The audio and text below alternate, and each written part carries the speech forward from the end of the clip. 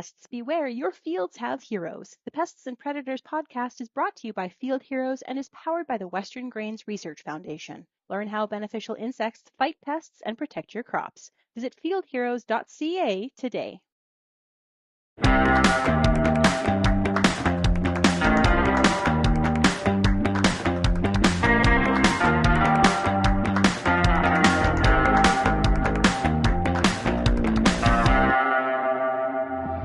The Agronomist is brought to you by our show sponsors, the Canola School, the Soil School, and Mind Your Farm Business. Interested in great information to help you mind your farm business? This podcast tackles big issues like farm succession and transition, the buy versus lease decision, and leadership and development of farm leaders, all in a conversational, helpful format. Made possible by support from RBC Royal Bank. Visit mindyourfarmbusiness.com or visit your favorite podcast platform and our YouTube channel for more information.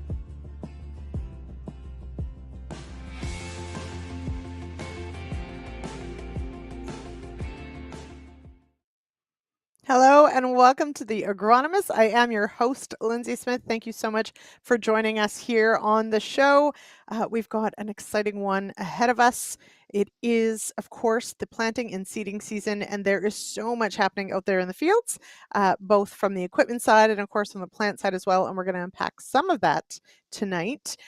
Before we get started, though, of course, a reminder, if you collect those CEU credits, head on over to realagriculture.com/agronomists. Let us know you watch the show. We'll get you those credits, so just make sure you head on over there tomorrow. Thank you, everyone, of course, who's joining us here promptly in the chat, letting us know where you're joining us from. And Jason Vogt out of Manitoba, one of our guests tonight, also from Manitoba, and we will be talking about the absolutely smoking hot weather and dry conditions that may turn into very cool conditions by the end of the week. We'll see how it goes. And Kevin's joining us from out west as well, and Ray in Calgary. I've been told that it can snow any month of the year in Calgary. So Ray, maybe you can confirm or deny that. Okay, tonight's topic of conversation, we are going to talk canola and establishment of canola, and there are so many things that go along with that. We'll be tackling, well, seeding decisions, seeding rates, the job you do with the seeder, and of course the impact it may have on insect feeding and disease as well. So to have that conversation, let's bring them in. I've got with me tonight Jack Payne from South Country Co-op, based in Alberta and covering southern Alberta, and Chris Manchur with the Canola Council of Canada, based just outside of Winnipeg. Welcome here. Thanks for having us. Yeah, thanks for having us. I'll note Chris wins for best jersey this evening, sporting the Winnipeg Jets jersey. Well done. Everyone is encouraged to share their favorite jersey, unless it's a Leafs one, then you're not allowed. Oh, okay. So Chris, maybe we'll start with you. Of course, as we mentioned, Manitoba, I've been talking with friends and coworkers, of course, who are there. Seeding is going well as far as getting done, but it's incredibly dry. And yes, super, super hot there right now. Yeah, we actually broke the record, I think, for the hottest day on May 12th here, breaking it by about a degree since like 1958, if I was reading correctly. So it is a scorcher out there, and I think that's putting the brakes on maybe some canola seeding because we're running out of moisture on that top level. But other than that, I think things are progressing definitely above average. So that's really promising to see.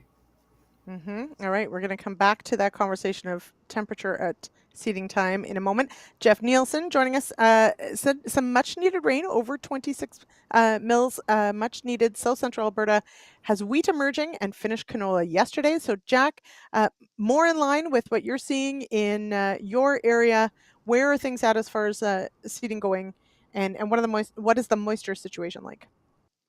So, last year we were a little bit dicey on moisture, and when you look at southern Alberta, actually we came out quite well in terms of getting some fall moisture and moisture through the winter. We caught a few snowstorms. So actually spring moisture this year was probably looking, fairly decent compared to other years. So that was encouraging. Just to give you an idea, South Country Co-op, we've got a large territory. We cover basically from the Alberta-Saskatchewan border all the way to the Rockies. We've got locations right across. So we go right across the good, the bad, and the ugly. So, now right now this spring, like I mentioned earlier, it's been kind of a different spring. It's been sort of progressive spring in terms of spread out, in terms of field work. So yeah, right now we've got crop out of the ground. We've got some cereals and some peas that are, out of the ground, 3-leaf stage, 2-node. We've got crop. A lot of the canola was just going in this week, and I think even though we had pretty decent moisture, again, it's always that surface moisture that because again in southern Alberta we get the Chinooks, we get the winds. You can lose that top half inch of moisture fairly quick. So when you get some spring moisture, and we're getting some this week, there was a lot of guys I think knew that forecast was coming, and there was a lot of canola that was going in the ground over the weekend. Mm-hmm. Chris, canola, we often are going in early. We want it relatively early. Usually, though, we're talking more about, maybe a frost risk than extreme heat. Do we worry about these hot temps, or will that get that seed up and out of the ground super quick and maybe would be a good thing? So, the recommendation is really to get those soil temperatures kind of up into the 10 degrees. And so I think we're definitely there for actually some time now. We've kind of a couple different schools of thought. Do you want to seed your canola a little bit earlier, or do you want to seed a little bit later? And there's kind of a balance there because you want to get those good conditions that way you're avoiding a lot of the heavy flea beetle pressure. One of my colleagues says that we can get to that 3 to 4 leaf in 3 to 4 weeks. Now, that's an ambitious target, but that quick emergence is what helps you through those pests. But if you're going to delay your seeding, then you're going to run that risk of the heat blast. And we've seen that before in the past. So, we're taking a look at, insurance data in Manitoba. If you're seeding, at the 4th week of May still, like you're still seeing pretty much 100% potential of yield. So we do have a little bit of a lane yet still. And canola can fit into kind of a variety of different seeding plans for that. So it's really kind of a pros and cons approach depending on what's going to be your threats. Mm-hmm. Jason says that there is some canola out of the ground where he's at, so that's also southern Manitoba. Jack, I would think that for the area that you covered, there would be canola that goes in relatively early and would face some of those very warm conditions early on. Have you seen it too hot at seeding? The idea of going early again is, especially with the warm conditions in the summer, is to try and beat that heat blasting. So get it in early, and try and beat the heat. And again, it's like Chris said, it's trying to find that just right spot because again, we can, like you mentioned, we can have snow anytime in the spring or frost. Well, you actually had frost last week. We had a frost event last week in southern Alberta. We had some temperatures down to -4. Apparently some places down to -6. So again, it's that, trying to juggle the variables and try and, I guess, have some foresight, what's it going to do and trying to go with those forecasts. So, it's sometimes a rock and hard place. Yeah. Now, obviously, and we're going to talk moisture conditions probably a lot during this entire conversation because canola is a tiny little seed and we need it. Obviously is going to need moisture to germinate, but it's just whittle, you guys. You can't put it 3 inches in the ground, or can you? And we're going to talk about that. But I did want to ask Chris, for this time of year, as you mentioned, we're still there's still some runway here for sure on our options for getting canola in the ground with these dry conditions. Do you rush to get it in there knowing that it's going to turn cool again? Is it okay to wait maybe to see if moisture conditions improve a little bit? Because I got pictures today and there is topsoil blowing, it's dry for Manitoba. So should we wait?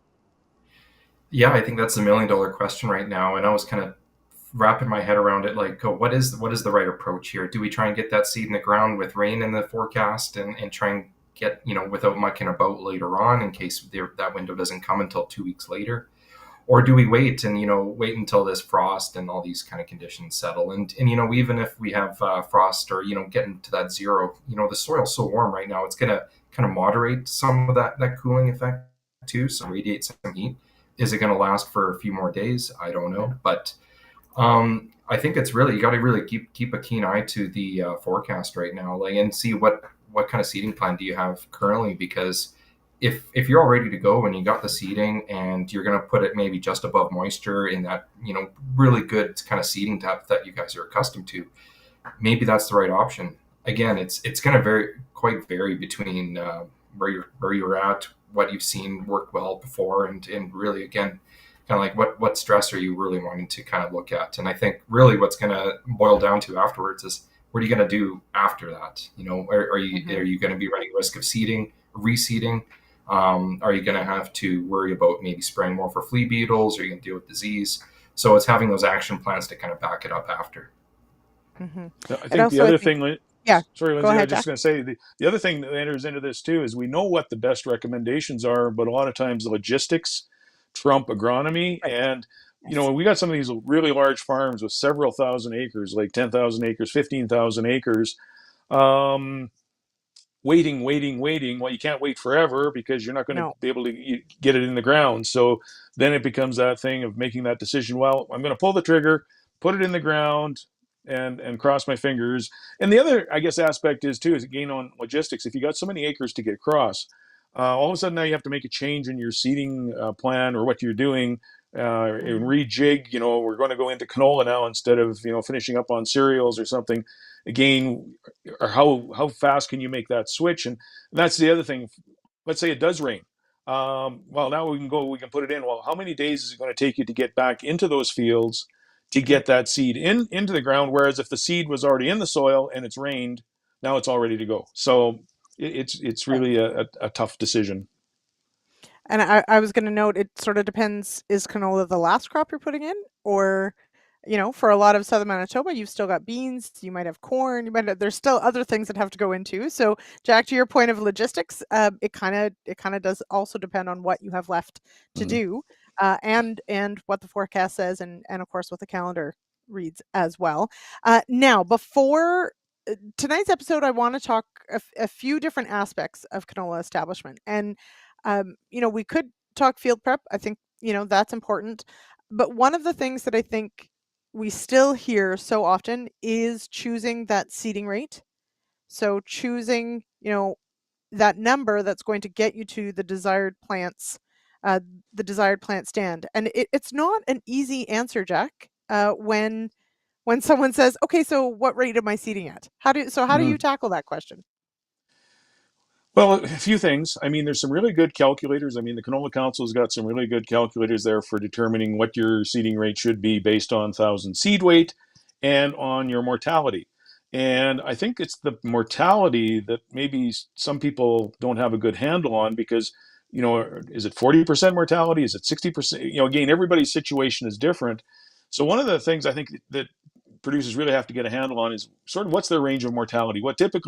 What percent of those seeds won't emerge, won't make it into plants? Because again, that will then enter into the formula as to how many pounds per acre that you're actually going to seed. So knowing that mortality and being able to estimate it, I think is a key, is key. 1,000 seed weight, I mean, a lot of times that's given or is easy to put your hands on or fingers on to get an idea of what's going on. But understanding kind of what your range of mortality is, I think is really key.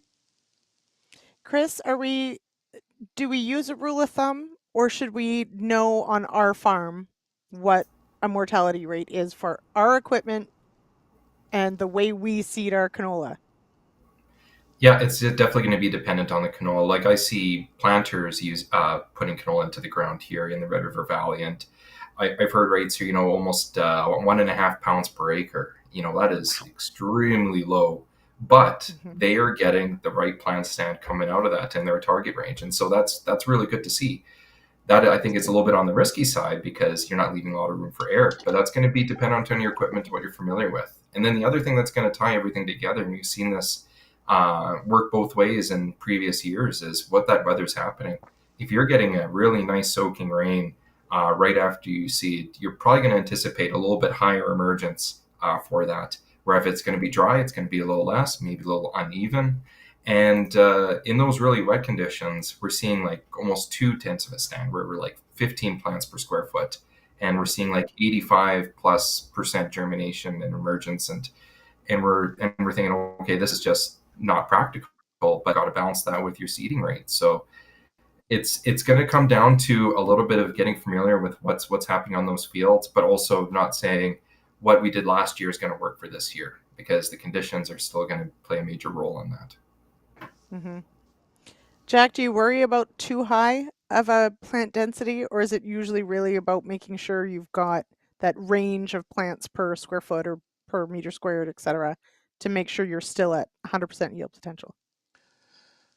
With the cost of canola seed, I don't think we see a lot of growers going Mm-hmm. overboard on their seeding rates. If anything, they're going, okay, so where can I optimize it? Mm-hmm. Where can I get to that 5 to 8 plants per square foot with the least amount of seed? And that's really the driver for that. I guess the biggest thing I see dealing with southern Alberta, because again we've got a range of good moisture to poor, very areas that have very poor moisture, is always what's the seeding depth. If you want to get a good discussion going in southern Alberta, get 2 agronomists, one saying go shallow, one going deep, and you'll probably get 4 different opinions. Because again, what is the strategy? It's open for a lot of interpretation. And again, you've got those that are in the camp that say, no, I'm going to chase moisture. You've got others that say, no, I'm going to stick to my guns and only go, a maximum of 1 inch deep, Mm-hmm. and hope for rain. And hope for rain. Chris, it is an interesting, and we've got some great visuals. We'll go through some of them tonight, that show, where seed has had to come from very deep down. And we've talked about this a bit, but that is the call, right? Do you go with the ideal seeding depth, let's say, and know that there's rain coming and hope that it actually materializes? I guess for me, one of the hardest ones would be when maybe there is moisture, but it's just a little further than you would like. Maybe that's what you go to, but I guess the question is, what risk do you run trying to chase that moisture, going a little deeper? What is the risk to the emerging crop? So to me, I think the first thing I'd be considering if I'm trying to chase that moisture is, okay, what timeline are we working with right now? Like, should we be chasing moisture earlier on when maybe we have an opportunity for that rain to come along and get that thing to pop up? But if we're looking at, but later in the season, maybe we do actually have to try and figure out, do we go to that extra 1/4 inch deeper and get it into moisture, not necessarily on moisture? Because, if we're seeing a very dry conditions, on moisture all of a sudden turns into dry again, and then you're stranding it and also running the risk of an uneven emergence. And I've seen where you get kind of 2 flushes, and that's just going to cause a lot of headaches later on. The other thing to consider too, for a lot of these kinds of things is, if you're going to be seeding a little bit deeper for that, what is those energy requirements happening? What is the seed treatments going to be acting along for that? And if you're going to be running out, I'm thinking about the other clock, which is on your seed treatments. So that clock starts ticking right when you put it into the ground. And again, as Jack was mentioning, like, seed is one of our top input costs for canola. And so trying to get the most out of that includes the seed treatment and making sure those fungicides and those insecticides are doing their work.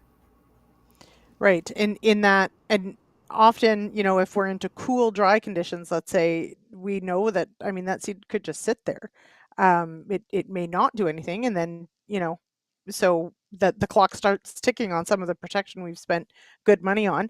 I don't know if Jim Hale's on the chat tonight, but he does join once in a while. And he was one of the lucky growers a few years ago who had the zombie canola that had come back to life. We've also seen, as you mentioned, Chris, sort of a flush, right, where you get a bit of rain and you get some that emerge, and then you get rain later, and then you've got just a mess of stagey crop. So not ideal. And we are going to, so I'm going to throw to, I feel like, Producer Jay, we need like an even more retro look to some of our retro clips.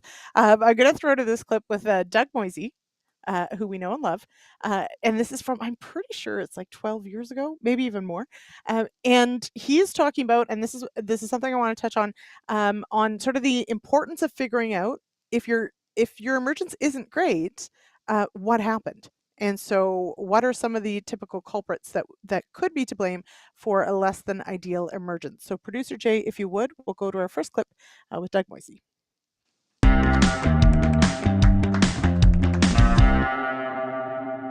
What we have here is a typical hula hoop, and what I look is it doesn't matter what you prefer to choose. Some people like to use a meter stick. Some people prefer the quarter square meter, which is what this is, about 21 inches in diameter. Some people use a meter. And what I like to do is that if I'm going to be sampling areas, I like to take a look at what's happening in and around, but I also like to take a look in here. So again, these are some of the things that we like to look at when we're looking in a field. If we're starting to see patterning, some of the symptoms to look for is, for example, if you see that every third or fourth row on a pass is showing something where the plants aren't coming up, your suspicion is something was wrong with that boot or with that rank, and either it was deep seeding, or maybe there's too much fertility, or maybe even the tube was plugged. And so the idea is to go down and slowly start to excavate the row. And what you're going to be looking for is you're going to try to find seed in an area. Now when I look at a canola stand, we typically like to see plant. We like to see a nice even emergence. But as you can see in this area here alone, we've got some bare spots. And so you have to ask yourself, well, what happened to those bare spots? Was it a seed issue as far as not getting enough seed, or was it getting buried deep, or was the soil so loose that the shelf wasn't being established? And so you typically want to excavate. Now, if you just take a look what's happening here, we see some plants coming from down below. Here's one that's just coming up now. We've got a bunch of small ones that are coming up, but we've got nothing here, but here's a seed. But you see this nice big clump. And so you start asking yourself, did maybe the opener ride up? And so you start looking and start digging. The trick here is to go very slowly and excavate. Well, here's one seed here I've just found that's still stranded on the top of the surface. And you can see that's potentially the reason why there is no plant here. And so when guys start looking at it, I've checked my depth, you're still targeting that 1 inch below the press wheel furrow. But what you want to be looking at here is that where did he actually place the seed? And if you take a look here, this opener actually did not, just by looking at this, the opener did not go down very far, so it may have ridden up and stranded the seed. So those are the kind of things that you have to figure out what's going on.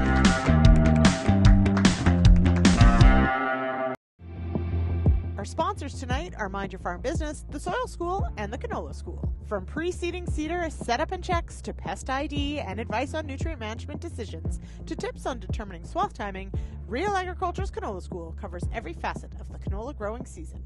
The Canola School is made possible through sponsorship by BASF Canada and Invigor Hybrid Canola. Learn more at canolaschool.com.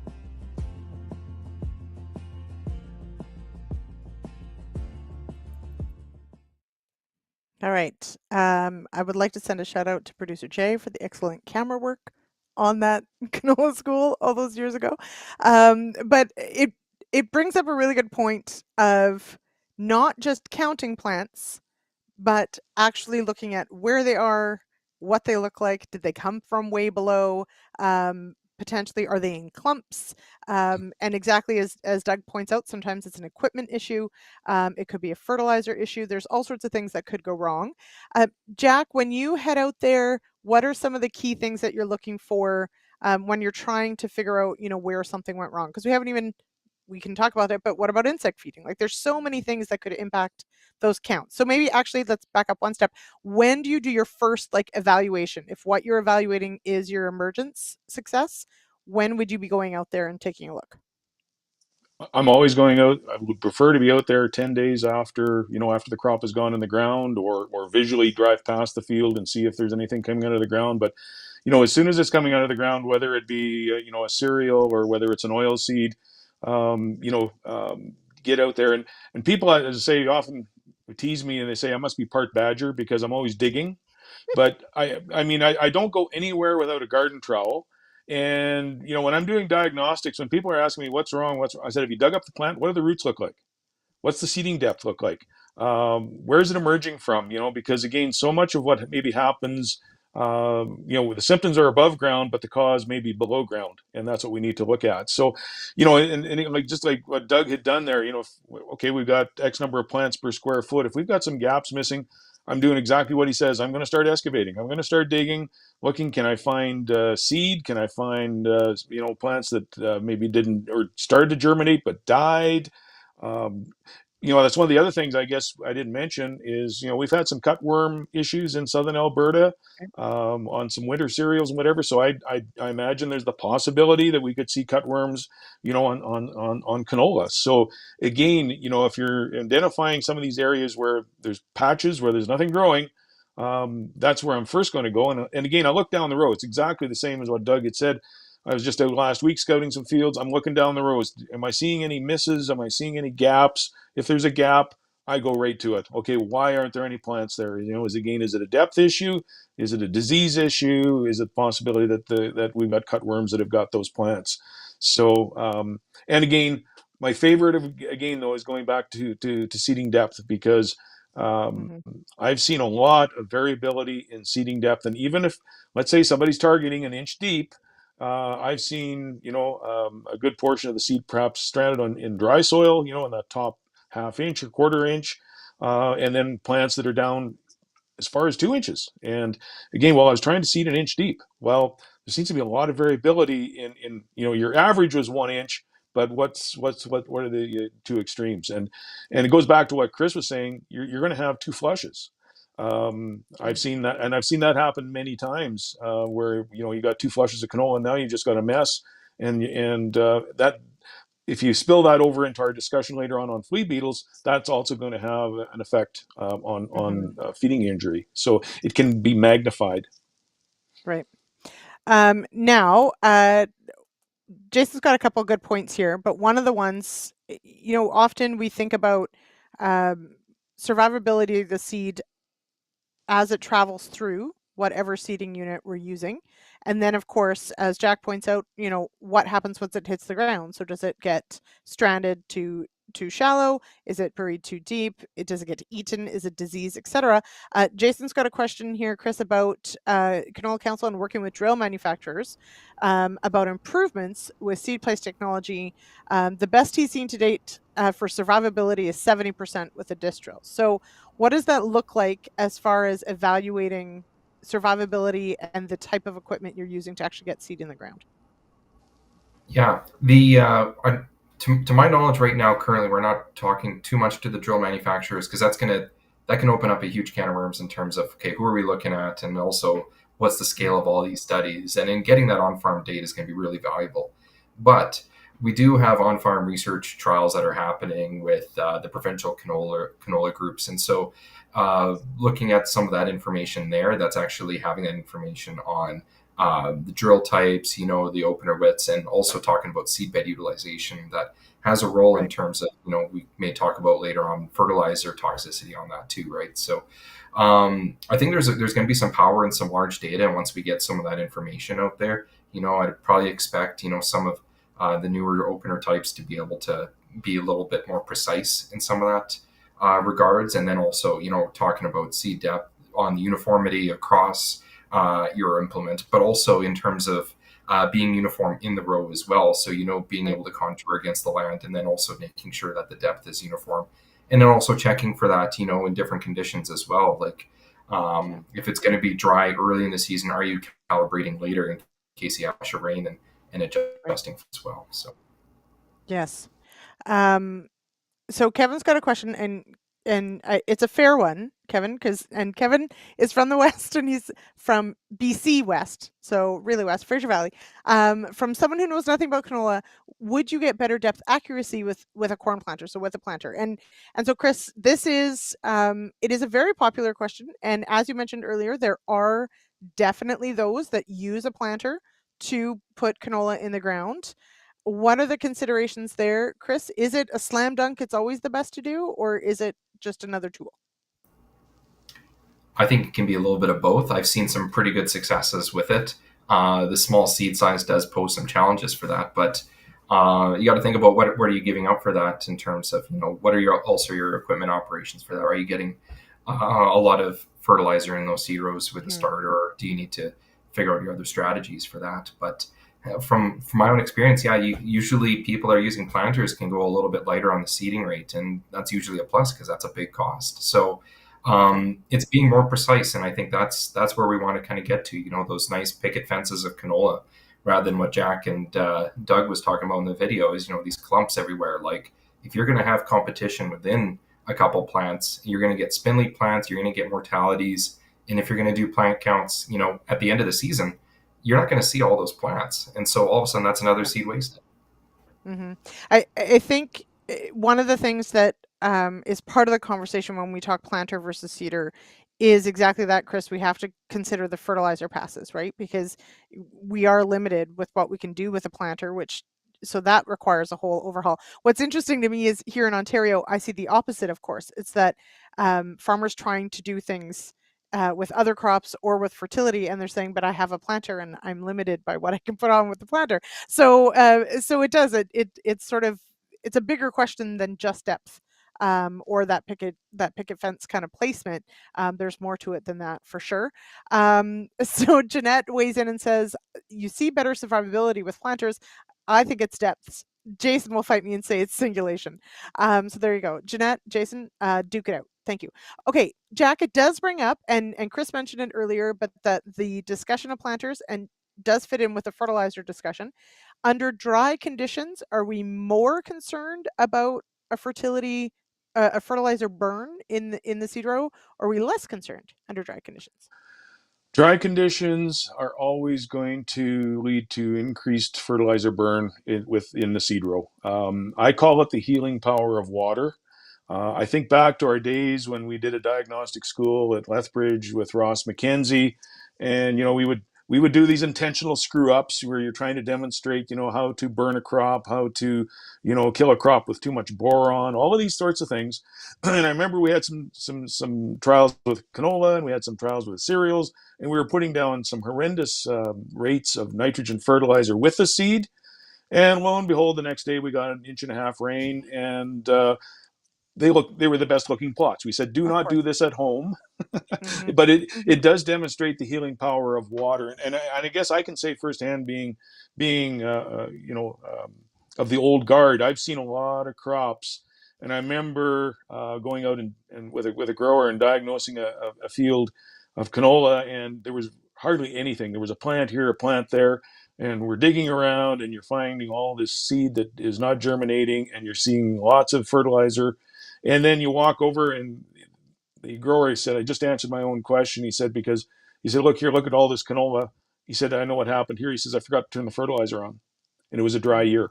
And other years he had gotten away with it because we'd had a series of wet years. I'm thinking back to 2016 was sort of the last real wet year we had. And, they were able to get through that.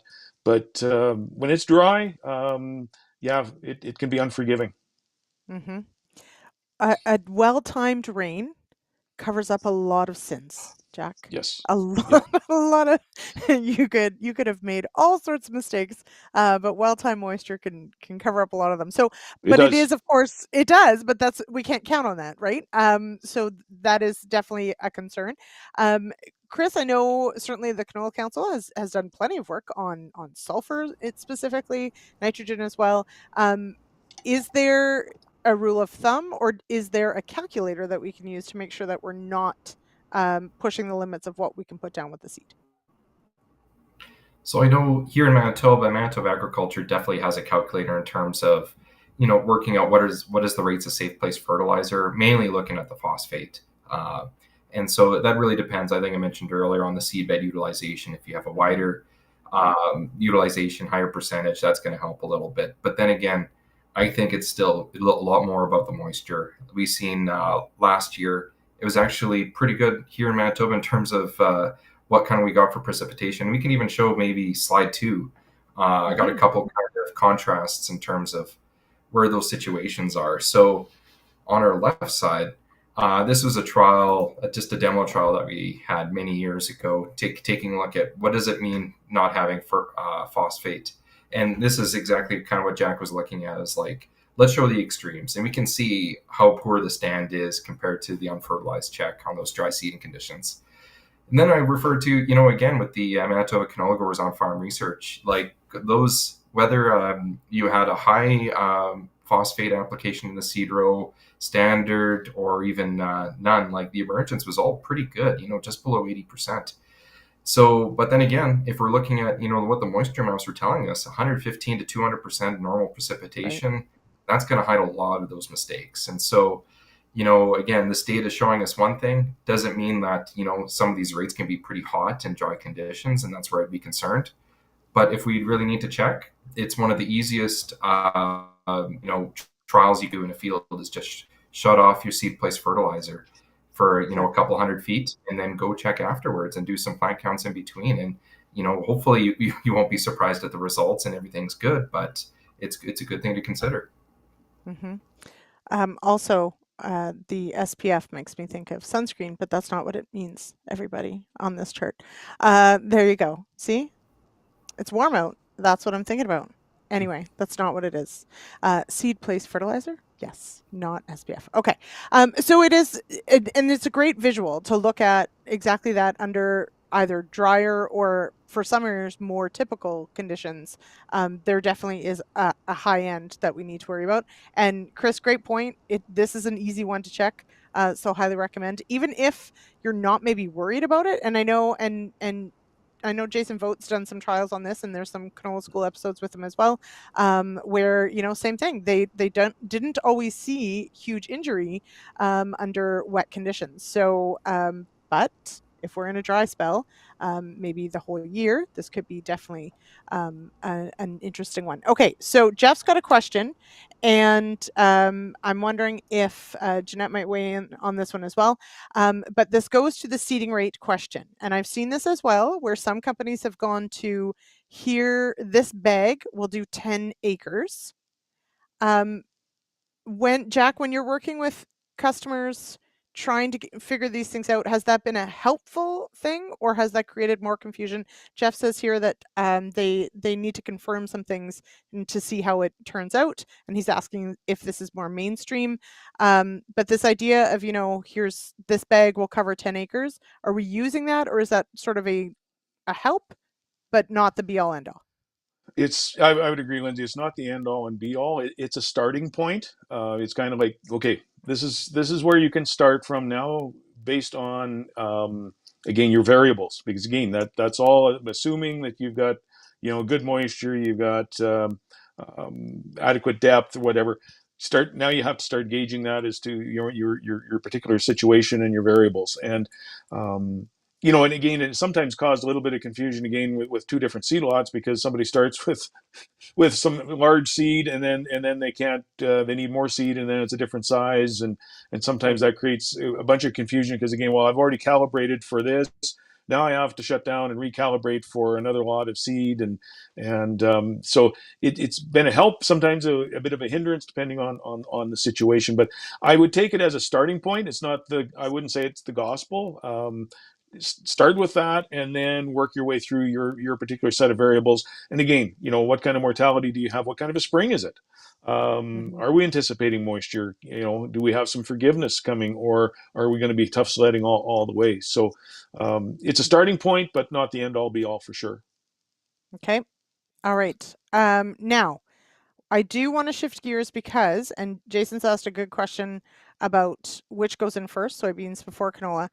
But a lot of that, I think, is predicated on a few things. One, heat blast, but two, flea beetles. So let's talk about, because both of you, when I asked you to be on this episode, I'm pretty sure both of you immediately were like, flea beetles. And yes, this whole episode isn't just going to be about flea beetles, but it is probably beyond the actual seeding pass. I would think flea beetle feeding and pressure has got to be the most difficult thing for this canola crop. And so we've got a few examples. Maybe we'll start with producer Jay, with Jack's first, or the image with the really deep seeded canola.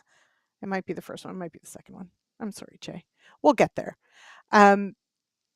Because there's a lot to cover on this, and so I'll go to both of you. But Jack, both of you have very strong feelings, and I love this because it's a great way to think about it. Is not just what stresses a plant has to go under, but even emergence, and then just how many plants and how much plant tissue there is in the fight against flea beetles. So Jack, I'll start with you. What are we looking at, and why is this good news for flea beetles, bad news for my canola? Right. Okay. So this was from a field a couple of years ago, and it goes back to, again, what we were talking about, chasing moisture. And so in this particular situation, it was a drier spring.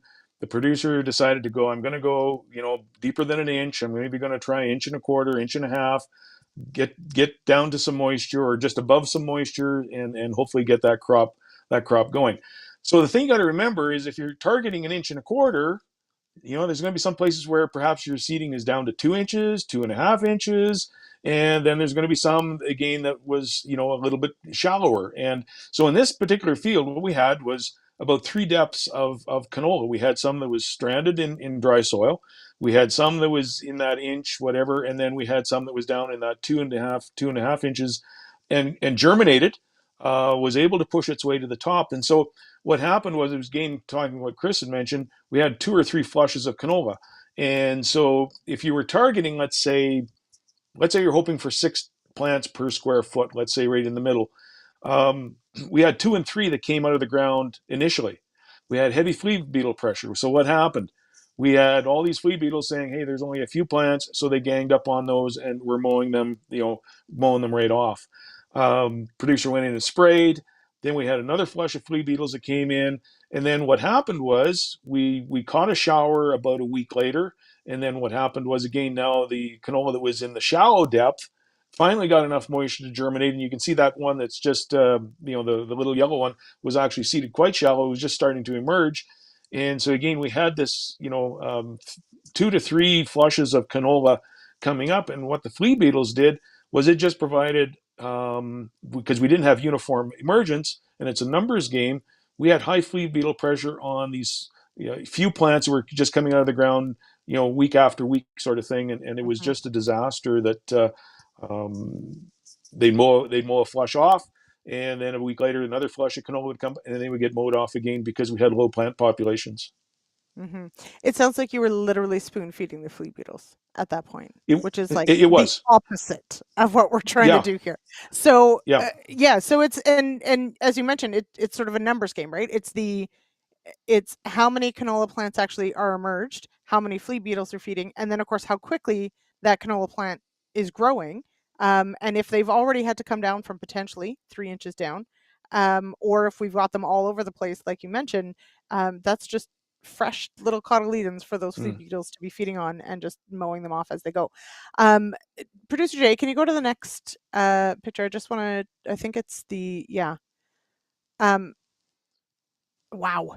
I'm actually surprised that a canola plant can do this. It's actually kind of impressive. When you look at it, I call it the little canola plant that could. It fought its way to, but look at how weak it is. I mean, look at those little tiny cotyledons. I mean, that plant is just basically burnt itself out trying to get to the surface. So when it does get to the surface, it only needs 1 flea beetle to nip that off, and it's done. Yeah, it's a very weak, non-vigorous plant, and it's going to, if it does, it's emerged, but is it going to make it to a plant? It's so weak. Yeah. Highly unlikely. Okay, Chris has got some great visuals that we are going to go to in just a moment. Producer Jay, if you will, let's go to our last read of the night, and then we'll go to Chris has got some great visuals that sort of explains the numbers game as well when it comes to emergence and flea beetles. But if you would, Jay, we'll go to our read first. Thank you to our show sponsors, the Canola School, Mind Your Farm Business, and the Soil School. Soil health directly impacts crop health, which directly impacts your bottom line. Real Agriculture Soil School provides an opportunity for farmers to learn how to improve soil through discussions on the use of cover crops, strip till and no-till, compost, manure, and more. The Soil School is made possible by support from the Mosaic Company. Visit realagriculture.com for more.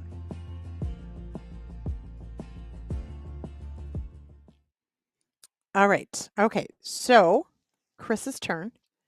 Producer Jay, if you go to Chris's first slide. It's a really good one. I don't know who made it, but thumbs up. I like this visual. All right. So again, it's the numbers game. So Chris, walk us through, what are we looking at here when it comes to flea beetle feeding? Well, first off, I'm really happy that we're all saying the same thing. These magic words, it's a numbers game. It's a numbers game. It's a numbers game. If we're taking a look at, on the left side here, it doesn't matter if we're going to have a final plant stand of, that perfect, 5 plants per square foot. It's what's the plant stand when those flea beetles are feeding. And you can even see on the bottom left, there's a canola plant that's trying to pop up, but these flea beetles, they're kind of smart. We don't want to give them much credit, but they're going to hop over to things that are stressed, and they can sense that in the plants too. Plants that are stressed, specifically in canola, they're going to emit, some compounds, and flea beetles are all about that. And so when Jack is showing that, 3-inch long canola seedling that just looks pitiful, I've seen that even in peaty soils that actually looks okay because it didn't come up through the soil. It was fine, but in most cases, it's going to struggle through that. So, on the right side here, we have this graph, and this was coming from some recent research from our Canola Agroscience cluster, and it right out of the U of M. And it really shows, over many different trials across the prairies, multiple site years, we see that, flea beetle feeding is going to cause, those yield losses if you have a low plant stand. It's okay if you're hitting that optimal plant stand, but you're not really getting much of a yield bump if you're going higher than that, right? So, as long as you're hitting that threshold, that's a really good sign. It's when you're getting into that, below that optimal rate that you're going to go see some risks. Now, this all comes with that big asterisk, like what are the weather conditions are going to be like? And I think I've been seeing it in the chat about, talking about, when do we seed it? Do we seed later so that we get that quick emergence, or after certain crops? It's going to depend on the conditions at that moment with moisture and temperature. So, yeah, I don't think anything of this is revolutionary to us, low plant stand, more feeding, but it's really important to get that uniform. No, it does, though, Chris, it brings up, which we saw a few times over, where, soybeans went in, then the canola went in, and flea beetles were potentially less of an issue. Is there in areas maybe where you have super high flea beetle populations, is there something to be said for delaying it so that that canola comes quickly out of the ground? Or what risk do you potentially take on yield potential? Yeah, if you're going to wait until, say, the first week of June here in Manitoba, and I know other regions are going to be different, like you're still going to capture a lot of yield potential. But again, then you're going to run into issues later down the season. What's your harvest period going to look like? What's heat blast and such? I think really kind of the premise in terms of when we're talking about delaying seeding canola and maybe even after soybeans is, are the conditions right? Are those soils warm? We've seen it, for a couple of years where we kind of had a really slow start to our spring where it was cool. And, that canola just really didn't do anything until a little bit later. And so that's not what we're really looking for. Of course, this year may be different. Maybe it's going to be the same, knowing that we're going to get some cool temperatures coming out. But I think it's going to be the big thing is what's going to be your, 2-week forecast. And is it going to start shooting out of the ground, or are you expecting it to wait for a bit? So. I think, Lyndsey, for yeah, go ahead. I was going to ask. Sorry, I was just going to add that same question. Some of the entomologists say we should wait and then faster emergence, and it'll grow faster to get ahead of the flea beetles. Flea beetles for us in southern Alberta are hit and miss. I mean, we've had some bad outbreaks. The one thing that we can usually count on is heat blast. And I think the long game for our area is try to get the canola in early as possible to try and get ahead of heat blast, because we can count on heat blast every year. I mean, that's the number of cool summers we have are just about non-existent. So I think in terms of the long game, we tend to lean on, let's get it into the ground earlier versus later, because we're expecting heat blast. Right. It is. Yeah, and just go ahead, I want Chris. to add a real quick thing too. We don't really have many good things to actually work against heat blast, right? What do we have against working for flea beetles? Not only that numbers game, but we got some good seed treatments available right now. We have foliar insecticides available for us to use. So let's use the tools in our toolbox and mitigate risks that are within our control. Yeah, no, it's a really good point, and it is the weighing of which is the bigger risk, right? And this question comes up just on the seeding date and yield potential, but then you have to put in all the other factors, and exactly that.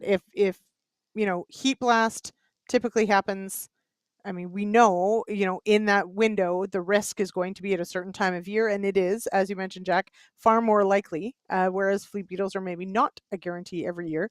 And if you can do a better job on emergence, and you've used your seed treatment, and you're scouting to make sure you'll be there if you need a foliar application.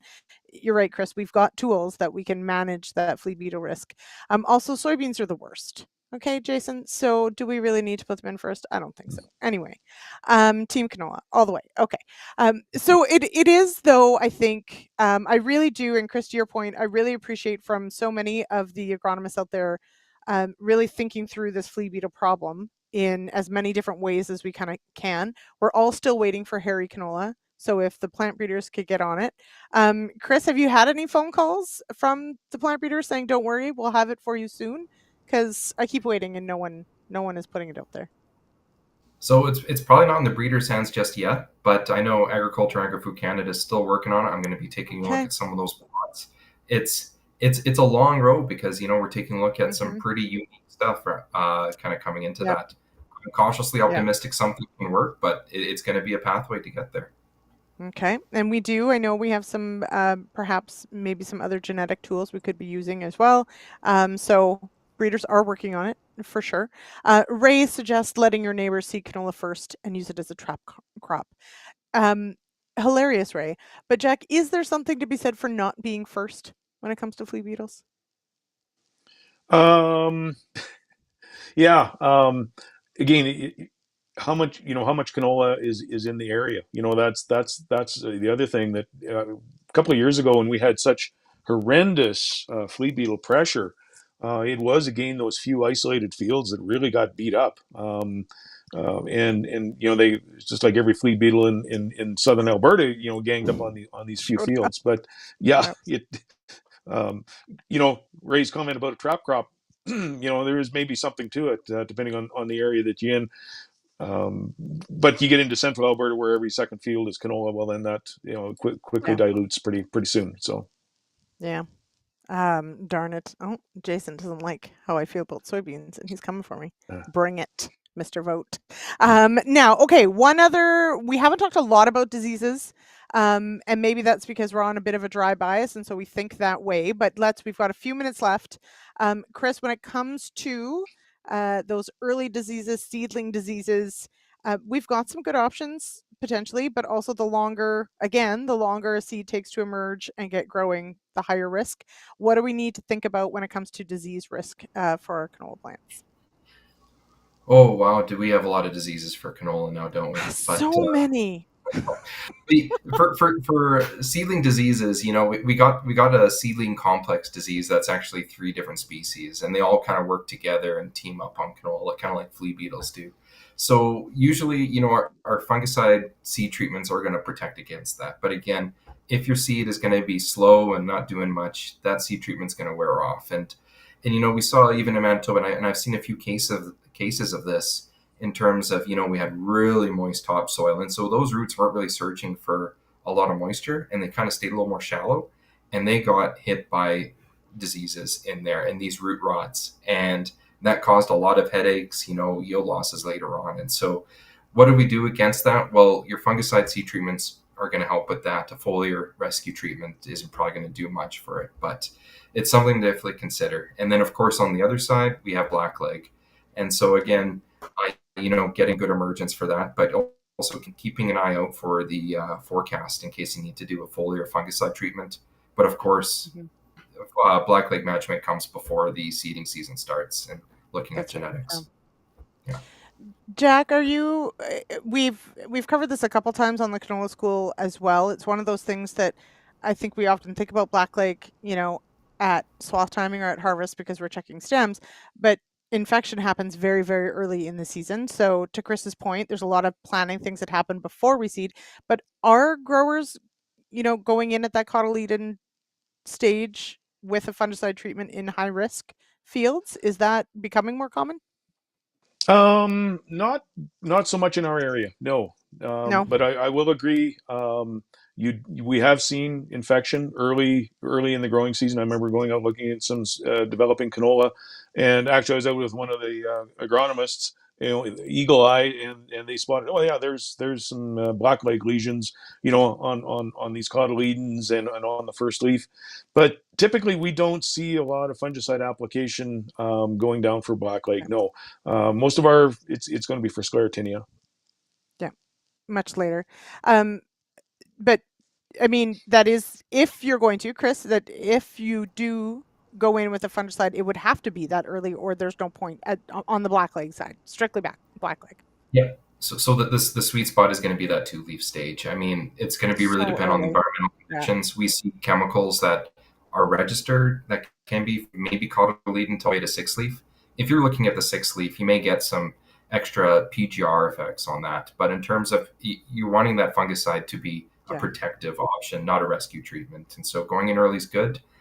Depending on what your herbicide strategy is, you can mix it in with that. But again, it can be fairly cheap depending on what your products are, but I would want to just kind of reiterate that genetics is going to be your first line of defense for that. Absolutely. And Ray, thank you for this great observation.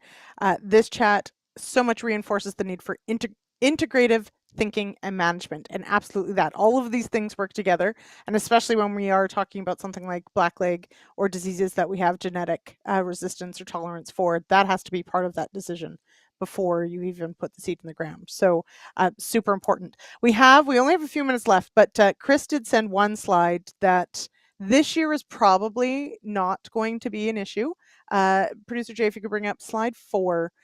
But in wet years, and this is something that some people don't believe me when I say this, that sometimes canola literally gets flown on and it can do not bad. Sometimes it's terrible. So Jack, I don't know if this ever happens in your neighborhood, because I'm guessing too dry is far more likely than too wet. But I know in Manitoba, it does certainly happen. So Chris, if it were to turn very wet, and if potentially it is getting late, what do we need to know about potentially flying on seed? Because it does seem kind of crazy that you would be doing this as like for your main crop. Like we do this for like a cover crop, but your main crop, not usually. Yeah, on the left side, I'd be very, very happy, jumping for joy that if this was my kind of Hail Mary happening, I was like, hallelujah, it looks good. It looks great. However, talking with this grower, may only have gone 20 bushels. And so, there's a lot of things that can go wrong to the end. This is a very late seeding, of course, because that's when you have to throw that Hail Mary football. But the big difference we're looking at here is that you need good seed to soil contact. And so that's why you need to go in with harrowing, whether that's aerial floating on or broadcasting, with propelled unit or tow behind. You got to take a look at harrowing it in afterwards, or figure out how you're going to do that, getting it scratched into the surface a little bit. If it's likely still going to be wet, so you got some nice moist soil there for it, but again, like, moisture is going to hide a lot of your mistakes. And so that's the one thing to caution, that you could go in late and you can get a good stand, but if you're going in the second week of June, you're losing yield potential compared to maybe trying to get it in sooner. Now, that's easy to say when sitting in an office right now, but it's going to be very different depending on what those conditions are coming that spring, and you have to make do with what you got. And I do worry about like the fertility side, because if it's too wet to even put something in the ground, so it just, again, it's a last resort. Jack, I'm guessing not a lot of aerial broadcast seeding happens, but does broadcast seeding in general happen where you are? I've only seen it once or twice, and again, it was in some really wet situations. 2016, again, it was sort of a last resort sort of thing. But again, it's residue, and again, if that's where I saw it, where it really failed was where if you had heavy residue, the seed was stranded in that straw, couldn't get seed to soil contact, and it just stayed there, and it would just never materialized. I'm glad this is a last resort and not the usual way it gets done. But worth a mention, because some people don't believe me when I tell them that this happens. So there you go. Okay, to wrap it up tonight, this has been really fantastic, and I echo Ray's statement that this is a broad topic, but there's so many factors that go into this. And so thank you both for highlighting so many important points of getting this crop off to the best start possible. Jack, to round out the night, of course, we are in the midst of seeding, and as you said, get out there, be a badger, go digging. If you could ask growers to do one thing differently in these next few weeks with their seeding of canola, what would it be? One thing I didn't touch on, Lyndsey, was speed. And I remember back when we had Canola Palooza, we had some demonstrations where we had various seeders and with different speeds. And I still remember the demonstration we had where we had 4 miles an hour versus 6 miles an hour, and the difference was just staggering. And again, when you started digging, even with the speed factor was giving you that variable depth, and that was what was the the main cause. So it wasn't, again, the seeder wasn't set up properly, it wasn't leveled or whatever, it was just ground speed. And so slower is better, even though you want to cover a lot of acres. I remember one of the Canola Council agronomists, I can't remember who it was, used the old adage, speed kills. It kills canola, y'all. Yes. Yes. All right, Chris, I won't ask you the same question because you can just take Jack's answer because it's a really good one. But you did mention earlier, of course, turning off the fertilizer for a little while, take a look at what's going on. What would you, if farmers are going to look at perhaps something this year as far as on their seeding paths to evaluate, what would be the one thing you'd like them to maybe play around with and evaluate?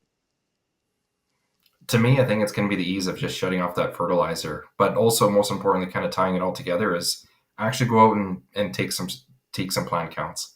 Spend that little extra time. Maybe if you're going to do some herbicide timing, staging, looking at all that, throw a hula hoop out there. Ask for one of our plant count rings, because you need to know what you're up against, and that's going to be very valuable information for the next time you're seeding canola, either on that field or adjacent ones. And it's probably one of the most useful sets of data that you can actually take a look at, because again, seed is one of your most costly inputs, and we can do a lot with that, right? So you know what I will say also, time is perhaps our most precious, and so I get wanting to get it done, but we want to do the best job possible, and sometimes slowing down and checking things before we have a wreck is maybe a good idea. And Chris, you mentioned, and I think we didn't spend a lot of time on it, but it's a good point, so I'll reiterate it before we go. When conditions change, you may need to change your settings. And so if we do end up getting some good moisture or maybe too much moisture, things may have to be changed as well. Always a good reminder to maybe double check as you potentially move from field to field or off for 5 or 6 days and have to get back at it. All right, that is the show for today. Thank you all. A reminder, and it feels far too early for this, but it is the May long weekend next weekend. And so I know, right? Anyway, it's early. So Monday, there will not be an agronomist next Monday. I am, we're all off, but I'm also taking the week off because we're lambing. But we'll be back May 26th, and we're going to talk about tank mixing and all the fun things with the spray tenders. So check that out, 8 p.m. Eastern on Monday, of course. All right, Jack, Chris, thank you so much for joining me. Thank you, everyone, in the comments as well for your questions and your engagement. Have a great week. Cheers, everybody.